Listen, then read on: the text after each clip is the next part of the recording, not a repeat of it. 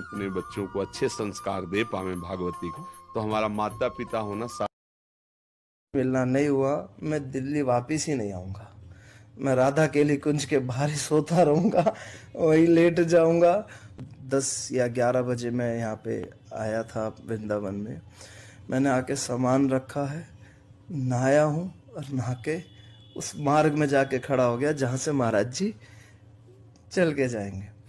मुझे लगा बहुत परेशानी होने वाली है, किसी को जान पहचान नहीं है, परंतु मुझे ये नहीं मालूम था कि वो गुरु महाराज की ही आज्ञा है, उन्हीं के आदेश से आज मैं यहाँ तक पहुँच पाया हूँ। ऐसी व्यवस्था जैसे सब कुछ पहले से ही उन्होंने व्यवस्थित कर रखा हो। जब वो सामने से आ रहे थे, मेरी नज़र एक बार को महाराज जी पे टिकी कि मैं इनको देख पा रहा हूँ, मैं उस युग में जीवित हूँ, मैं उस समय सांस ले रहा हूँ, मैं आने वाली पीढ़ियों को ये दिखा सकूंगा कि मैंने महाराज जी को देखा है। मेरी नज़रें उन पे रही, मेरी आंखों से आंसू बहने लगे और बहुत देर तक मैं उन्हें देखता रहा। महाराज जी संतों का बहुत मान सम्मान करते हैं, मैं लायक नहीं हूँ इसके। उन्होंने शायद मेरा तिलक देखा, मेरे वस्त्र देखे, महाराज जी ने रुक के प्रणाम किया। मुझे ऐसा लगा जैसे साक्षात मेरे को होश नहीं था कि महाराज जी इतनी भीड़ में रुके हैं। तो फिर मुझे अंदर ले जाया गया, सत्संग भवन में मैं पीछे बैठा हुआ हूँ। पहली बार मैंने महाराज जी को वहाँ पे सत्संग प्रवचन में, आज तक मैं उन्हें टीवी में ही देख रहा था, आज सामने देखा। पीछे बैठा हूँ, बहुत दूर हूँ, परंतु मैं आज टीवी नहीं देख रहा था। सत्संग भवन में स्क्रीन लग रही है, पीछे वाले स्क्रीन पे देखते हैं, परंतु मेरी नज़र केवल उन महाराज जी पे थी कि टीवी पे तो मैं देख ही रहा हूँ 1 वर्ष से। मैं उन महाराज जी को अभी वहाँ बैठे हुए देखना चाहता हूँ।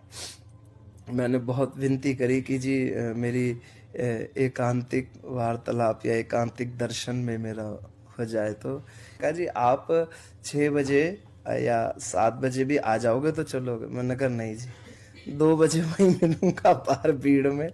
मैं वहीं 1:30-2 बजे रात को वहीं पहुंच गया और फिर मैंने महाराज जी के बाहर दर्शन करे। महाराज जी जब आपने पहली बार गुरुदेव को दर्शन करा आश्रम में, तो अंदर आपके भाव कैसे प्रकट हुए थे?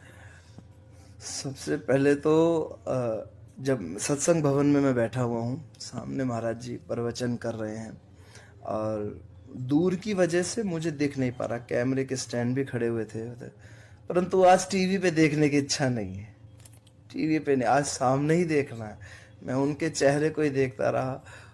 वो जो ज्ञान की बात कह रहे थे, शायद उस समय मुझे वो कम समझ में आ रही थी, क्योंकि मेरा ध्यान ही पूरा रूप में लगा हुआ था कि मैं इनको देख लूं पहले जी भर के, और पता नहीं फिर कल मुझे कोई अंदर आने देगा कि नहीं आने देगा। मैं केवल उनको देखता रहा। सत्संग मन में 100 तरह के भाव आ रहे थे।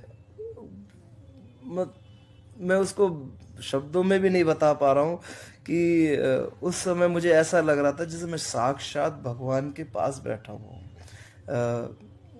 बालक ध्रुव की कथा है, 6 महीने कड़ी तपस्या करने के बाद में जब भगवान सामने आते हैं तो ध्रुव बोल नहीं पाते, खुश भी हो रहे हैं, रो भी रहे हैं, हंस भी रहे हैं, आंसू भी आ रहे हैं, बोलना चाह रहे हैं परंतु बोल नहीं पा रहे।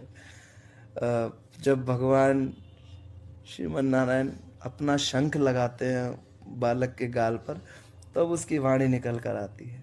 मेरी अवस्था उस समय वो ध्रुव जैसे बालक की थी कि मैं इनको सिर्फ देख ही पा रहा हूँ। ये भी मेरा बहुत सौभाग्य है। आज मेरी शायद इतना ही इच्छा रख के आया था कि मैं महाराज जी को मार्ग में देख लूंगा, परंतु उन्होंने मुझे सत्संग भवन में बिठा दिया। मैंने महाराज जी को यहाँ देख लिया, शायद इतना ही होगा। फिर मुझे एकांतिक का अवसर प्राप्त हुआ, आशीर्वाद प्राप्त हुआ। फिर एकांतिक में मैं प्रश्न भी लिख कर लेकर गया महाराज जी से पूछने के लिए, और जब महाराज जी के पास में गए तो अब महाराज जी और मेरी दूरी कितनी रही होगी, इतनी बस। महाराज जी यहाँ बैठे, मैं सामने बैठा हूँ। मैं बहुत देर तक महाराज जी ने करीब 15-20 मिनट वहाँ पे जो ज्ञान दिया, मुझे वो ज्ञान नहीं मालूम, मैं नहीं सुन पाया।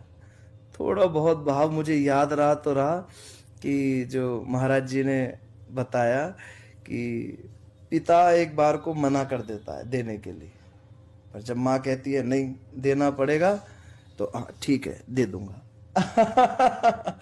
मुझे वो उतना तो जरूर ध्यान रहा, बाकी महाराज जी क्या बोल रहे थे मेरा सिर्फ उनके चेहरे पे ध्यान था। मैं उनको आंख से ऐसे भर के देख रहा था जैसे किसी प्यासे को पानी छोड़ दिया हो, मैं आज इतना पी लूं, पता नहीं कल मुझे पानी मिलेगा कि नहीं मिलेगा। मैं उनके रूप को देखता रहा, उनकी आंखें, उनका चेहरा, उनकी जटाएं, उनका उस समय वो प्रेम जो ज्ञान से जुड़ा था, जो प्रवचन से जो एक लगन जुड़ी थी, आज वो ज्ञान छोटा दिख रहा है। आज वो खुद साक्षात बैठे हुए उनका रूप जो सामने मैं महसूस कर पा रहा हूँ। मेरी सामर्थ्य क्षमता नहीं थी कि मैं वहां एक अक्षर बोल पाऊं। महाराज जी की बात पूर्ण हुई, पीछे से आदेश किया जो हमारे, मैं तो सब मुझे पार्षद नजर आते हैं जितने भी वहां पे सेवादार हैं। जैसे विष्णु भगवान के हमने भागवत में पढ़ा है कि विष्णु भगवान के जो पार्षद है नंद, सुनंद, जय, विजय, ये सब भगवान जैसे दिखते हैं। उनके भी 4 हाथ हैं, उन्होंने भी सब वही धारण कर रखा है, उनका रूप भी वैसा है। उनके इस तरीके से महाराज जी के साथ में रहने वाले जितने भी सेवादार हैं वो सब के सब महाराज जी जैसे रूप धारण किए हैं। पीछे से आई चलिए बहुत समय हो रहा है, बहुत डरते डरते महाराज जी से एक विनती करी मैंने कि महाराज जी आपको कुछ अर्पण करने की सामर्थ्य क्षमता संसार में किसी के पास नहीं है। मैं तो क्या संसार में किसी के पास नहीं आपको कुछ अर्पण कर सके। आपका भी आदेश है कि किसी तरह का कोई भेंट हम स्वीकार नहीं करते हैं, पर एक चीज है जो महाराज जी आपके पास भी कम लगती है, आपको भी कम लगती है, वो है भजन। तो मेरी इच्छा है कि मैं 2 भजन एक लाइन की मैं आपको अर्पण करना चाहता हूँ। पीछे से कुछ बोलते महाराज जी ने कहा कोई बात नहीं कर दीजिए। जो भाव आता है हमें जो तुम्हारा सहारा ना मिलता, फिर मैंने महाराज जी को वो सुनाया और महाराज जी जो खिलखिला के हंसे उसमें, बस उनकी हंसी देख के मेरी थोड़ी सी झिझक खत्म हुई। परंतु फिर मैं आखिरी में लाइनें फिर भूल गया इस गाने की भी इसकी भी लाइनें भूल गया और मेरा हाथ कांपता रहा। पर महाराज जी ने कहाँ चला था मैं, मार्ग में दर्शन करूंगा, इतना सोच के चला था। नहीं कर पाया तो वही मार्ग में सोता रहूंगा, लेकिन करके चलूंगा दर्शन। और कहाँ महाराज जी ने सत्संग भवन में बिठा दिया, कहाँ महाराज जी ने एकांतिक में बुला लिया, कहाँ महाराज जी ने भजन सुन लिया, करने को कह दिया। इतना कुछ प्राप्त होने के बाद में और यहाँ 3 दिन वृंदावन में रुका हूँ, तीनों दिन मार्ग में पहुंचा हूँ। सिर्फ अभी भी भूख शांत नहीं है। तीसरे दिन मार्ग में फिर पहुंचा हूँ। अब महाराज जी ने देखो अभी जाते जाते फिर अभी ये अपनी कृपा दी है। तो अब महाराज जी की वो सही चौपाई है, अब मोहि भाव भरोस हनुमंता, बिनु हरि कृपा मिल ही नहीं संता। अब तो कृपा हनुमान जी की हो रही है, जीर्ण माता की हो रही है, गुरु महाराज की हो रही है। नहीं तो इतनी व्यवस्था, वो भी उस शख्स के लिए जिसको कुछ पता नहीं है, और इतनी व्यवस्था बना के दे के भेजा है, तो बहुत असीम शक्ति है राधा नाम में जी। महाराज जी जब आप इतना अनुभव कर रहे हैं, आपके भाव बहुत अद्भुत हैं महाराज जी के लिए, श्री कृपा के लिए। हमारे गुरुदेव बोलते हैं जब आपकी इष्ट आप पे कृपा करते हैं तो सबसे प्रिय चीज़ आपको भेंट की जाती है। आपको वो सब प्राप्त हो गया है।